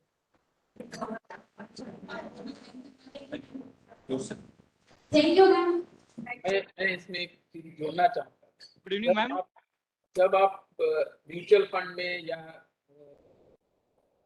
जनरली अभी जब आप ये NPS में भी इन्वेस्ट करते हो तो बेसिकली NPS भी मार्केट में ही पैसे लगाता है। तो अभी दुनिया भर के बहुत सारे एक्सपर्ट्स कह रहे हैं कि इंडिया का जो टोटल इकोनॉमी है वो $3 ट्रिलियन का है। अगले 5 से 7 साल में ये 3 गुना होकर 10 ट्रिलियन होगा और 2050 तक ये 50 ट्रिलियन डॉलर तक होगा करके एस्टिमेटेड दिया है। तो जब हम लोग इन्वेस्ट करते हैं NPS में या म्यूचुअल फंड में, जब भी मार्केट में इन्वेस्ट करते हैं तो हम लोग इंडियन इकोनॉमी में इन्वेस्ट कर रहे हैं। तो जब इंडियन इकोनॉमी में हम लोग इन्वेस्ट कर रहे हैं और इकोनॉमी अगले 5 साल में 3 गुना होने की, मतलब ये सिर्फ इंडिया नहीं बोल रहा, वर्ल्ड बैंक ने भी बोला है, मॉर्गन स्टैनले, जो दुनिया भर के एक्सपर्ट्स ने कहा है कि इंडिया 3 गुना हो जाएगा अगले 5 साल में। तो जब हम लोग म्यूचुअल फंड में या मार्केट में पैसा लगाएंगे तो अपना पैसा भी अगला 5 साल या 5 साल 7 साल में तो 3 गुना नहीं भी हुआ तो 2 गुना तो हो ही जाएगा। तो अगर हम लोग थोड़े थोड़े करके अभी जमा करेंगे, और दूसरी बात और क्या है कि ये रिटर्न जो है ये अभी बहुत अच्छा रिटर्न है 12, लेकिन यही चीज आप 10 साल बाद एक्सपेक्ट नहीं कर सकते। 10 साल बाद आप अगर देखोगे तो वो क्या बोलते हैं कि वो प्लेटू तक हो जाएगा, वहां जाके वो उसके बाद रुक जाएगा, इतने तेजी से बढ़ेगा नहीं। तो अभी जब इंडियन इकोनॉमी में दुनिया भर का ग्रोइंग इकोनॉमी है और दुनिया भर का आंख अभी right now India is the only bright spot करके जब बोल रहे हैं, तो ये ब्राइट स्पॉट में हम लोग उसका फायदा क्यों नहीं उठा? हम लोग को बिल्कुल फायदा उठाना चाहिए, और ये नहीं कि अपना घर का जायदाद है सब बेच के इसमें उड़ा जाते, वो नहीं है। लेकिन हम लोग छोटे छोटे कदम लेके इन्वेस्ट कर सकते हैं और बिल्कुल रिटर्न अच्छा है। Sir one more question. Sir हम इंश्योरेंस की बात करते हैं तो आजकल टर्म इंश्योरेंस की ज्यादा चर्चा हो रही है, इसके बारे में कुछ आपने बहुत ज्यादा डिटेल में नहीं बताया, बट अभी जो ट्रेंड है कि जहां पे हम नॉर्मल लाइफ इंश्योरेंस कराते हैं उसमें जो रिटर्न होता है और जो टर्म इंश्योरेंस है दोनों में बहुत वाइड गैप है। एज पर मैं अपने खुद के एग्जाम्पल में लेकर सबको बता सकता हूँ कि जैसे मैंने खुद एक टर्म इंश्योरेंस लिया है और उस टर्म इंश्योरेंस के तहत मैंने 70 ईयर्स का टर्म इंश्योरेंस लिया है और मैं लगभग 2,400 रुपये पर मंथ मैं मेरा डिडक्ट होता है। और आई एम सपोज कि इफ कोई इवेंचुअलिटी में मेरी डेथ होती है चाहे एक्सीडेंटल हो या किसी तरह का तो 2.25 करोड़ का इंश्योरेंस मुझे मिलेगा। नॉर्मल इंश्योरेंस में ये चीजें नहीं होती है। तो हमारे बहुत सारे लोगों को टर्म इंश्योरेंस के बारे में बहुत डेप्थ जानकारी नहीं है, लेकिन हाँ एडवर्टीजमेंट बहुत सारे मिलते हैं। हम आपसे जानना चाहेंगे कि टर्म इंश्योरेंस कितना उपयोगी है हमारे लोगों के लिए, because death is ultimate truth जो कभी भी किसी के साथ हो सकता है। तो ऐसी स्थिति में क्या टर्म इंश्योरेंस लाइफ इंश्योरेंस से ज्यादा बेटर है या नहीं, थोड़ा इसे बताइए।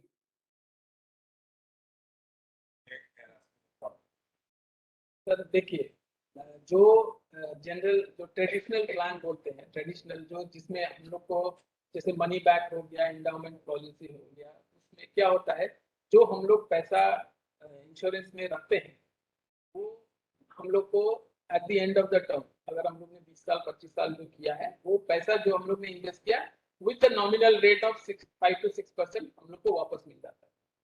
लेकिन टर्म इंश्योरेंस में क्या होता है, हम लोग एक्सक्लूसिवली सिर्फ इंश्योरेंस कर रहे हैं तो अपना प्रीमियम जो है वो बिल्कुल कम रहता है। हम लोग को जो कंपनी है वो बस रिस्क कवर कर रहा है। जनरली जब इंश्योरेंस जब बोलते हैं तो इंश्योरेंस क्या है, it is insurance is a contingency for a short life. मतलब अगर कुछ लाइफ जिंदगी कम हो गई तो इंश्योरेंस काम आता है, जिंदगी लंबी हो गई तो इन्वेस्टमेंट काम आता है। क्योंकि जब लंबी होती है तब हम लोग को जब बुढ़ापे में ज्यादा पैसे की जरूरत है। तो हम लोग अभी तक इंडिया में क्या है, हम लोग इसमें कंफ्यूज है। इंश्योरेंस इन्वेस्टमेंट की तरह हम लोग यूज करते हैं जो गलत है, जो गलत है। हम लोग को इंश्योरेंस करना चाहिए। इनफैक्ट इंश्योरेंस अगर आप 3-4 चीजों को ऐड कर दे अपने टर्म इंश्योरेंस में तो दैट इज अ परफेक्ट। जैसे टर्म इंश्योरेंस हो गया आपका, उसमें क्रिटिकल इलनेस राइडर ऐड करना होता है ताकि अगर बीच में कोई बड़ी बीमारी हो गई तो वो कवर करे। और डिसेबिलिटी इंश्योरेंस, डिसेबिलिटी राइडर, अगर टर्म इंश्योरेंस में क्रिटिकल इलनेस और डिसेबिलिटी राइडर ऐड कर दे उसके बाद आपको कोई और इंश्योरेंस की जरूरत नहीं। प्लस आपको ये तो आपका टर्म इंश्योरेंस का ये हो गया, उसके बाद मेडिकल और हेल्थ इंश्योरेंस लेना है, उसके बाद after that you are totally covered. तो ये चीजें हम लोग गलती करते हैं। इनफैक्ट जब तक मैंने ये पढ़ाई नहीं की थी मैंने भी जो रेगुलर ट्रेडिशनल प्लान में every year I am giving a huge amount, but अभी I would suggest that we should all go for term insurance ताकि ज्यादा रिस्क कवर हो और उसमें क्रिटिकल इलनेस और डिसेबिलिटी का राइट है। और एक बात है सर, इसमें एक और बात है, यह इंश्योरेंस में कुछ हम लोग जनरली इसको समझते नहीं है। एक इंश्योरेंस में एक यह है मैरिड वुमेन एक्ट, दैट जब आपका जो इंश्योरेंस खरीदते हैं ये मैरिड वुमेन एक्ट उसमें लागू होना चाहिए। उससे क्या होता है, जो आपका इंश्योरेंस का पैसा है वो आपके स्पाउस को या आपके बच्चे को ही मिलेगा, उसमें किसी और का कोई, जैसे क्या होता है पैसे से तो आदमी पागल हो जाता है, तो उसमें आपका जैसे रिलेटिव्स या even lenders, even bank will not be able to touch आपका पैसा, वो आपके स्पाउस को ही मिलेगा। तो मैरिड वुमेन एक्ट के अंदर में वो इंश्योरेंस होना चाहिए। ये भी एक क्रिटिकल चीजें हैं जो हम लोग को जनरल पब्लिक को मालूम नहीं है। तो जब हम लोग इंश्योरेंस करते हैं तो ये सब बातें पूछनी चाहिए। Thank you. तो और कोई क्वेश्चन किसी से? Good evening sir. Hello, good evening sir. Yes G C Agartala. Good evening sir. Hello G C Agartala, सवाल पूछिए। सर, हमारे लिए बेस्ट इन्वेस्टमेंट पॉलिसी क्या रहेगा सर?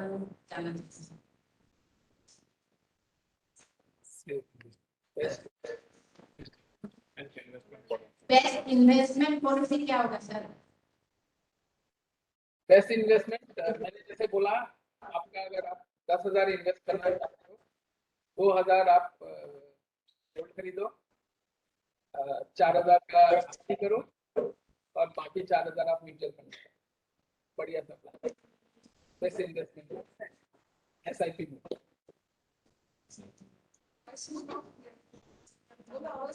आवाज नहीं आ रहा सर। अगर हेलो, आवाज आ रही है? सर आपकी आवाज नहीं आ रही। आवाज अभी आ रही है? Yes sir. तो अगर आपका 10,000 का इन्वेस्टमेंट का प्लान है, 2,000 का आप गोल्ड खरीदो, 4,000 का आप आरडी करो और 4,000 रुपए आप एसआईपी मोड में म्यूचुअल फंड में डालो।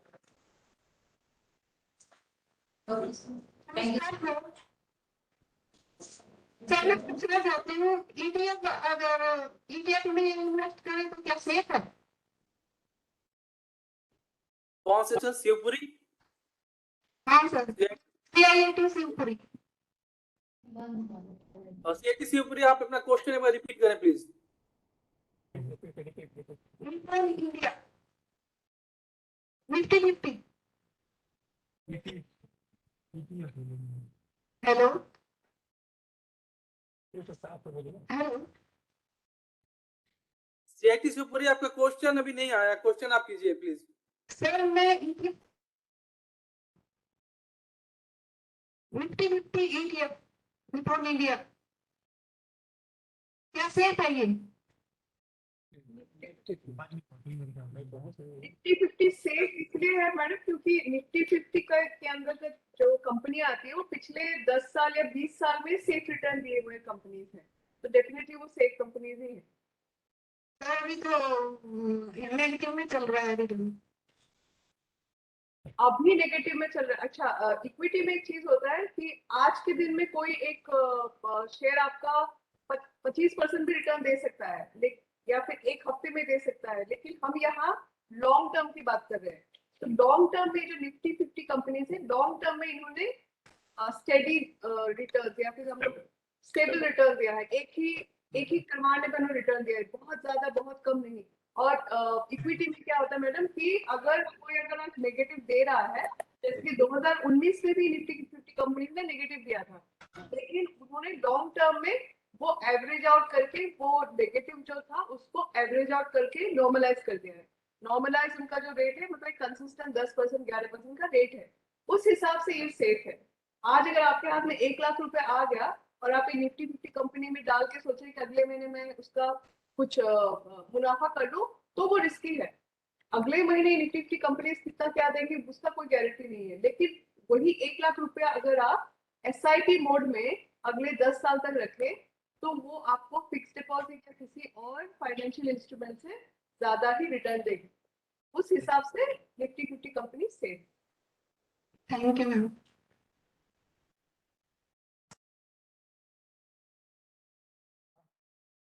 Good evening ma'am. Good evening ma'am एक क्वेश्चन था, जैसे आपने बताया कि एनपीएस में जैसे हम लोग जो कंट्रीब्यूशन हो रहा है मैम, तो मैम जब at the time of retirement ये अगर सपोज हमारे अकाउंट में 1 लाख यूनिट्स एक्यूमुलेट हो गए हैं मैम, इसका जो पे आउट का जो प्रोसेस है मैम, जो एनएवी होगा लास्ट जो एनएवी होता है जिस डेट में हम रिडीम करते हैं, तो उस एनएवी से पेमेंट होता है हमें। अभी जो म्यूचुअल फंड में अगर रिडीम करते हैं मैम, तो एनएवी के हिसाब से हमें वो पेमेंट होता है।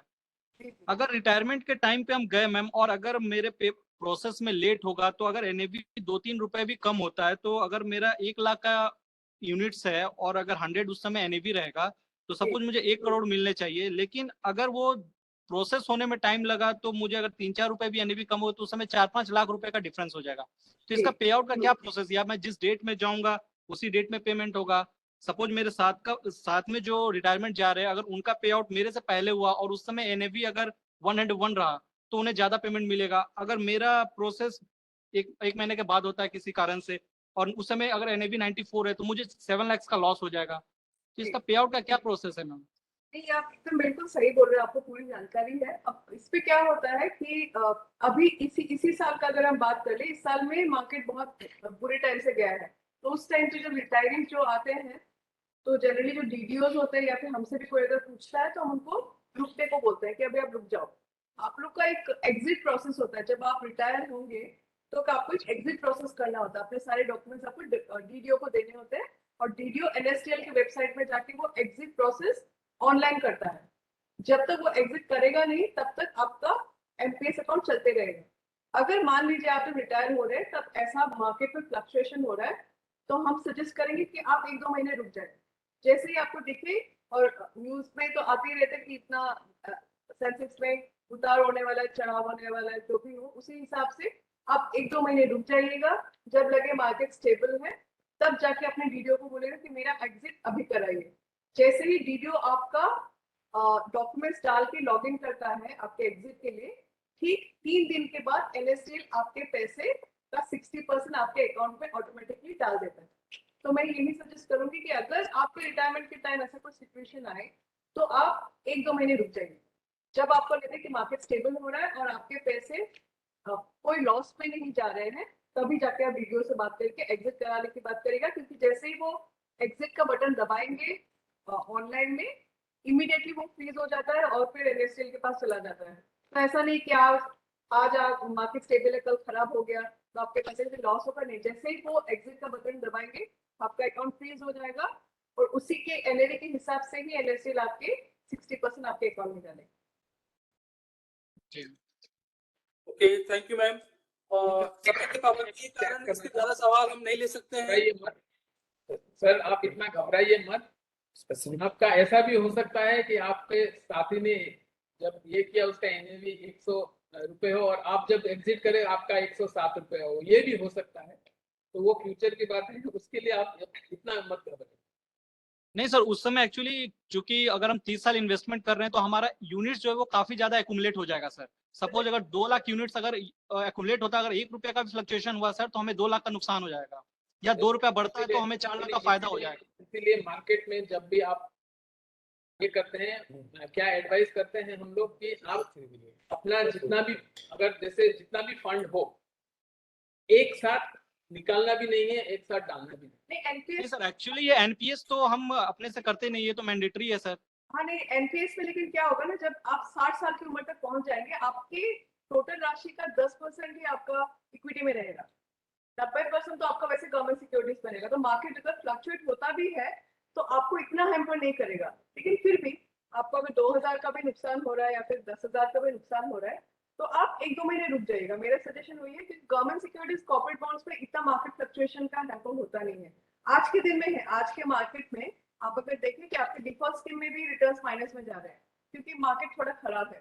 तो उसमें उस टाइम पे आपको वही करना है कि आपको थोड़ा रुक जाना है जब मार्केट थोड़ा स्टेबलाइज हो, जब आपको लगे कि आपकी यूनिट का एनएवी करेक्ट है, कोई लॉस पे नहीं जा रहा है, तब आप अपने डीडीओ के पास जाके सारे डॉक्यूमेंट्स करेक्ट जब लाएंगे तो डीडीओ उसी टाइम ही आपका लॉगिन कर सकते हैं। आपको इस डॉक्यूमेंट को अपलोड करेंगे, केवाईसी अपलोड करेंगे, रात भर में भी अगर मार्केट इधर उधर होता है तो आपको हैम्पर नहीं करेगा। Thank you ma'am. Time process के कारण हम और ज्यादा सवाल आज नहीं ले सकते हैं। फिर भी किसी का कोई सवाल अगर रह गया हो तो आप कावा के मेल आईडी crpf@gmail.com पे आप हमें अपने सवाल भेज सकते हैं, ताकि हम बाद में भी आपके सवालों के जवाब अपने स्पीकर से लेकर आपको दे सकते हैं। और अब मैं अनुरोध करना चाहूंगा vice president CRPF family welfare association Shrimati Smita Agarwal से कि वे आज के इस कार्यक्रम के आयोजन तथा मुख्य व्याख्याता द्वारा दिए गए व्याख्यान के संदर्भ में अपना मंतव्य हम सभी से साझा करें। ओवर टू वाइस प्रेसिडेंट कावा श्रीमती स्मिता अग्रवाल।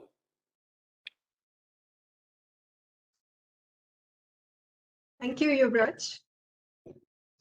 ऑनलाइन माध्यम से जुड़ी कावा की सभी जोनल हेड्स, सीईसी मेंबर्स, सभी आरसीडब्ल्यूए हेड्स, आज के कार्यक्रम के मुख्य वक्ता श्री मोहित देव सुबेदी, मैनेजर कैनरा बैंक, एवं Shrimati Anantita Hazarika, north east regional head HDFC bank, कावा परिवार के सदस्य गण, अधिकारी गण तथा प्यारे जवान एवं उनके परिवारजन, मुझे यह अवगत कराते हुए बहुत खुशी हो रही है कि आज काबा के वर्ष 2022-23 के लिए जारी किए गए वार्षिक गतिविधियों की कैलेंडर के 5वें topic wealth management investment opportunity पर वेबिनार के माध्यम से लेक्चर सीरीज का सफल आयोजन किया गया।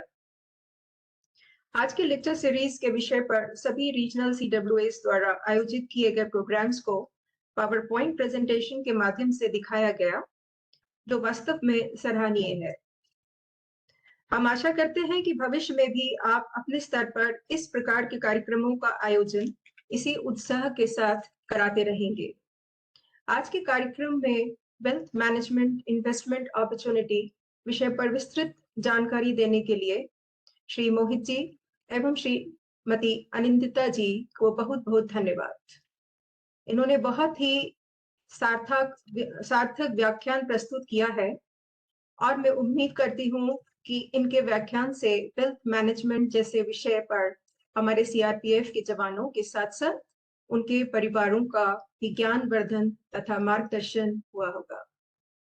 मैं आज के कार्यक्रम की mentor Shrimati Sushma Pratap, zonal head CWA north east zone तथा coordinator Shrimati Soma Mukherjee, RCWA head GC Guwahati का विशेष आभार व्यक्त करना चाहूंगी, जिनके प्रयास से ऐसा ज्ञानवर्धक कार्यक्रम संपन्न हो सका। मुझे विश्वास है कि यह संस्था भविष्य में भी जवानों के परिवारों को सशक्त व आत्मनिर्भर एवं जागरूक बनाने में और उनके जीवन यापन में उल्लेखनीय सुधार लाने के लिए इस तरह के और कार्यक्रम आयोजित करती रहेगी। धन्यवाद। Thank you ma'am. और कार्यक्रम के आखिरी पर अब मैं अनुरोध करूंगा श्रीमती सोमा मुखर्जी से कि वे हमारे आज के दोनों मुख्य वक्ता को प्रेसिडेंट कावा की ओर से कावा की स्मृति चिन्ह भेंट कर उन्हें सम्मानित करें। Group centre Guwahati.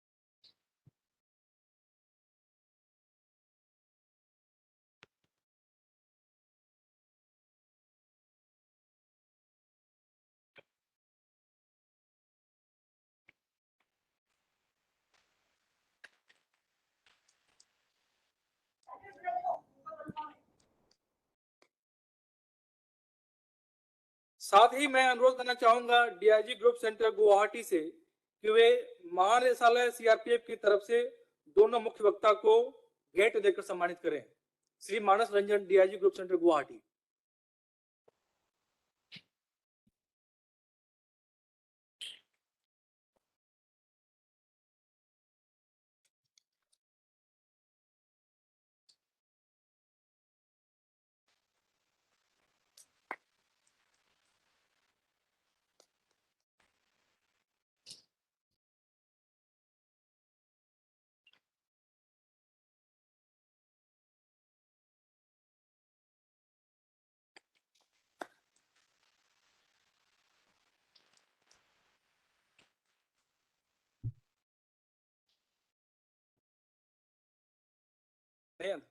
Thank you sir. हमें पूर्ण विश्वास है कि श्री मोहित देव सुवेदी एवं श्रीमती अनिंदिता हजारिका द्वारा वेल्थ मैनेजमेंट इन्वेस्टमेंट अपॉर्चुनिटी विषय पर दी गई जानकारी अवश्य ही लाभप्रद रही होगी। इन्होंने अपना कीमती समय निकालकर बहुमूल्य जानकारी हमें प्रदान की, हमारा मार्गदर्शन किया तथा अपने अनुभव हम सभी से साझा किए। इसके लिए इनका बहुत ही आभार। हमें आशा ही नहीं अपितु पूरी उम्मीद है कि इस व्याख्यान में उपस्थित सभी कार्मिक तथा परिवार इनके द्वारा दिए गए वक्तव्य तथा सुझावों से लाभान्वित हुए होंगे। कार्यक्रम के अंत में मैं आज के कार्यक्रम के मुख्य वक्ता श्री मोहित देव सुवेदी व Mrs Anindita Hazarika, vice president कावा श्रीमती स्मिता अग्रवाल, इस कार्यक्रम की mentor Shrimati Sushma Pratap, coordinator Shrimati Soma Mukherjee, DIG group centre Guwahati Shri Manas Ranjan, IT branch वरिष्ठ अधिकारीगण, कावा के सभी जोनल हेड्स एवं CEC मेंबर्स एवं वेबिनार यूट्यूब एवं फेसबुक लिंक से जुड़े सभी रीजनल कावा हेड्स, कार्मिक एवं समस्त परिवार का आज के इस कार्यक्रम में शामिल होने तथा कार्यक्रम के सफल आयोजन के लिए मैं उनका धन्यवाद ज्ञापित करता हूं। और इसी के साथ आज का कार्यक्रम यहीं पर समाप्त होता है।